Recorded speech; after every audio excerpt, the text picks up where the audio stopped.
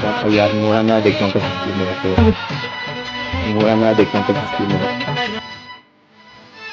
जैसी करनी वैसी भरे, जैसी करनी।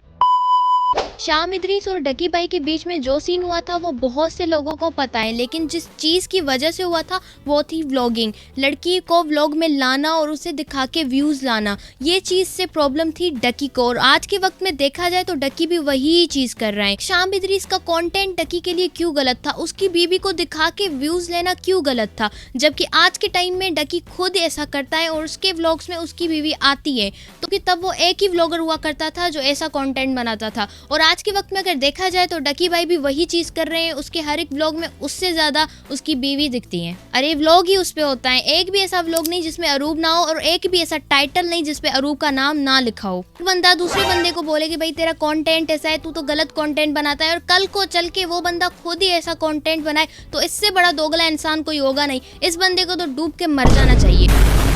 वही काम दूसरा करे तो गलत और खुद करे तो सही। यहाँ पे मैं एक चीज बोलूंगी कि एक बंदा नहीं है जो डकी को एक्सपोज कर रहा है, बहुत सारे कर रहे हैं और प्रूफ के साथ कर रहे हैं। तो भाई इस चीज को देखो और समझो कि ये लोग जो तुम्हें दिखते हैं वैसे होते नहीं, ऑफ कैमरा ये तुम्हें घर से उठा लेते हैं। डकी, रजब और नानी वाला जो इनका लीडर है, ये पता नहीं खुद को क्या समझता है, ये पाकिस्तान का बहुत ही बड़ा गुंडा हो जैसे, ये लोगों को घर से उठवाता है, पिटवाता है। इस बंदे को मैं क्या ही एक्सपोज करूं भाई, इसे तो पूरी दुनिया पहले से ही एक्सपोज कर चुकी है। सबको पता है कि ये व्यूज के लिए कभी इधर भटक रहा होता है तो कभी उधर भटक रहा है, लेकिन इस भाई ने जिस तरीके से इसे एक्सपोज किया है ना, इसकी तो पूरी लाइफ ही गई। अब इसका ओरिजिनल वर्जन है वो ये इसका ओरिजिनल वर्जन आपके सामने, इसमें आपको छोटी सी बच्ची दिख रही है, और अगर आप ऊपर देखें तो इसके ये मैंने क्रॉप करके आपके सामने रख दिया। खातून आपको दिख रही है, इनका नाम है सिल्विया इजाबेला।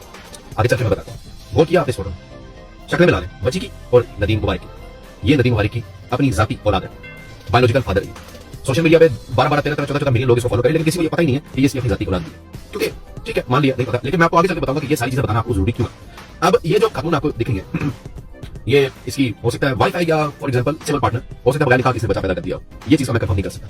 अगर आप कहते हैं कि मैं कुछ झूठ बोल रहा हूं कि इसकी है नहीं है, इसका सबूत ये तस्वीर है। पूरा नहीं है, बहुत बाकी है अभी। और अब तू बन गुंडा तेरा भाई, जो भी फेमस होता है उसके साथ ये नजर आता है। आज रजब फेमस है तो उसके साथ नजर आ रहा है, कल को कोई और ट्रेंडिंग में होगा तो उसके पास चला जाएगा ये फेम मांगने, क्योंकि इसका खुद का तो कुछ है ही नहीं, लोगों से ही मांगता है। कभी उसके सब्सक्राइबर आ जाते हैं इसके पास तो कभी उसके, तभी ये बनता है भाई नानी वाला। क्योंकि उसको पता है कि इसका जो फेक कंटेंट था गिव अवे का वो एक्सपोज हो चुका है, लोगों को पता है, क्योंकि लोगों को ये फोन देता ही नहीं था। वो सारा किस्सा तो आप सबको पता ही है भाई। जितनी एफर्ट, जितना टाइम ये लोगों को उठवाने में और पिटवाने में लगाता है ना, उतना टाइम अगर अपने आप पे लगा लिया होता तो आज कुछ होता। कुछ इसीलिए बोला है क्योंकि बहुत कुछ तो ये बनने से रहा।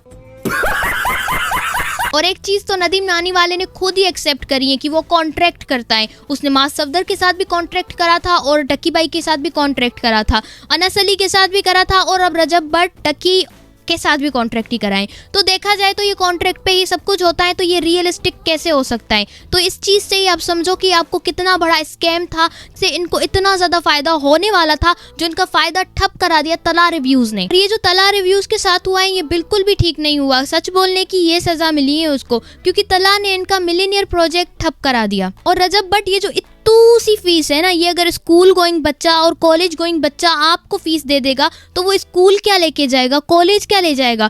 रजब फैमिली, डकी आर्मी, या फिर नानी वाले के फेक गिव अवेज। क्योंकि ये जो आपके लिए सी फीस है ना, ये बहुत से लोगों के लिए बहुत कुछ है। और इन्होंने ये जो बोला है स्कूल गोइंग बच्चा, कॉलेज गोइंग बच्चा ये फीस दे सकता है, क्योंकि इनको पता है इन्हें आधे से ज्यादा बच्चे ही फॉलो करते हैं, और बच्चे अपने घर वालों से जिद करा के ये काम करवा भी लेते हैं। और ये सी फीस से करोड़पति नहीं बनेंगे, इन्हें खरबपति बनना है, क्योंकि पहले से ही ये फैमिली व्लॉगिंग करके करोड़पति बन चुके हैं। और जिस तरीके से आजकल डकी को एक्सपोज किया जा रहा है, एक ने एक्सपोज किया तो बहुत सारे डकी के पीछे आ गए हैं कि भाई इसने हमारे साथ ये किया था, उसने हमारे साथ ये किया था। एक को देख के ना सारे के सारे उठ के आए हैं। जबकि देखा जाए अगर साइड हम एक देख रहे हैं डकी की कि डकी ने इनके साथ ये कर दिया, डकी ने उनके साथ वो कर दिया, तो हमें दूसरी साइड भी देखनी चाहिए। क्योंकि डकी ने अगर इनके साथ ये कराए तो इन्होंने कौन सा अच्छा करा होगा। क्योंकि बहुत सारे रोस्टर्स ऐसे होते हैं जो रोस्ट करते हुए किसी का भी लिहाज नहीं करते, कितनी गाली गालियां, कितनी गंदी बातें वो अपने रोस्ट में कर देते हैं, उनको अंदाजा भी नहीं लगता कि सामने वाले को ये वीडियो देख के क्या इफेक्ट होगा और क्या वो सोचेगा। अगर किसी बंदे की इस तरीके से वीडियोस बनी होगी तो भाई सामने वाला बंदा तो ऑफेंड होगा ही। कि रोस्ट करने की भी एक लिमिट होती है, हद होती है। आप उसे हंसी मजाक में भी टाल सकते हैं, लेकिन किसी के भी घर वालों पे जाना या किसी को उठवा लेना ये बहुत ही गलत बात है, जो कि डकी ने कराए और डकी के साथ नानी वाले ने भी कराए, क्योंकि ये एक दूसरे पे लगा रहे हैं। नानी वाले से बात हो रही है तलाक की तो वो बोल रहे हैं कि भाई मुझे तो डकी ने कराए ये सब, और डकी से बात हो रही है तो डकी बोल रहे हैं कि नानी वाले ने कराए।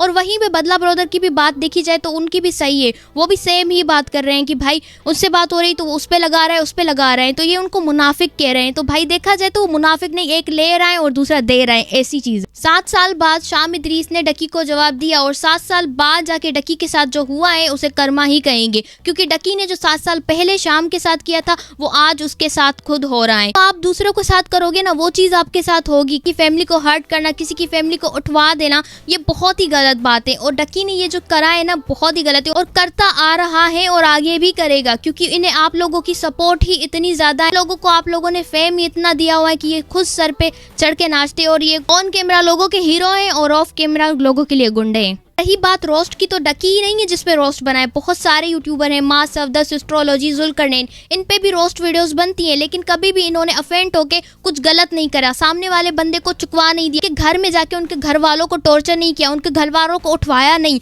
उन्होंने इस चीज का लिहाज किया हुआ है, क्योंकि उन्हें भी पता है कहीं ना कहीं उनका कॉन्टेंट ही ऐसा है तो लोग उन पे तनकीद करेंगे और उन पे रोस्ट बनाएंगे। क्योंकि जब आप खुद ही लोगों को मौका दे रहे हैं कि आपको वो कुछ बोले और आप पे उंगली उठाएं, तो आपका कोई जवाब ही नहीं बनता कि आप उनको जाके कुछ बोले। मैं इस वक्त डकी को डिफेंड नहीं कर रही, मैं एक चीज रख रही हूँ सबके सामने कि रोस्टर्स को भी अंदाजा नहीं होता कि किस कदर वो दूसरे को रोस्ट करें और किस कदर उसको तकलीफ होगी उसकी ये बातें सुन के, क्योंकि काफी हद तक रोस्टर्स को पता ही नहीं चलता कि वो सामने वाले को कितना ज्यादा डीपली बोल रहे हैं, किस कदर उसको हर्ट होगा ये सुन। चीज में मैं डकी को डिफेंड नहीं कर रही, डकी का लीगल एक्शन बनता था, लेकिन किसी को घर से उठवाना या फिर किसी के पर्सनल जाना, उसकी फैमिली को हर्ट करना, वो एक गलत चीज है। अगर डकी ये चीज नहीं करता, लीगली उन पे एक्शन लेता, तो शायद आज डकी को इतना ज्यादा ट्रोल ना किया जाता।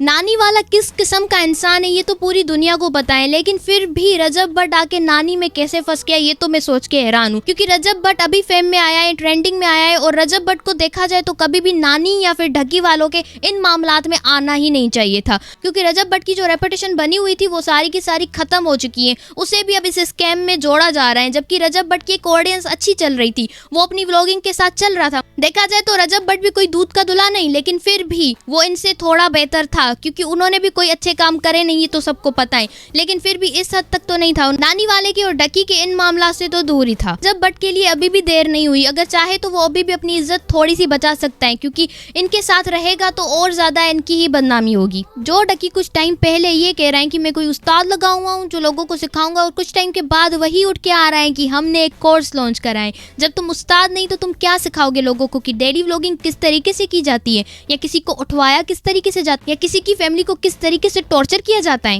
इस वीडियो को एंड करने से पहले मैं आपको बता दूं कि कोई भी दूध का दूल्हा नहीं, जो आपने इस दुनिया में किया है वो आपको इस दुनिया में ही भुगतना पड़ेगा, मकफाते अमल, चाहे 7 साल के बाद हो या 70 साल के बाद।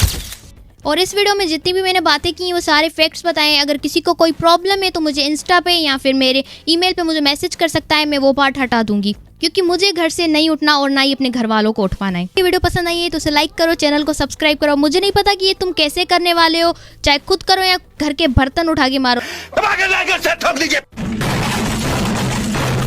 लेकिन लाइक और सब्सक्राइब हो जाना चाहिए, क्योंकि जो तुम्हें कंटेंट यहाँ पे मिलता है वो कहीं और नहीं मिलेगा। खत्म, bye bye, tata, goodbye, गया।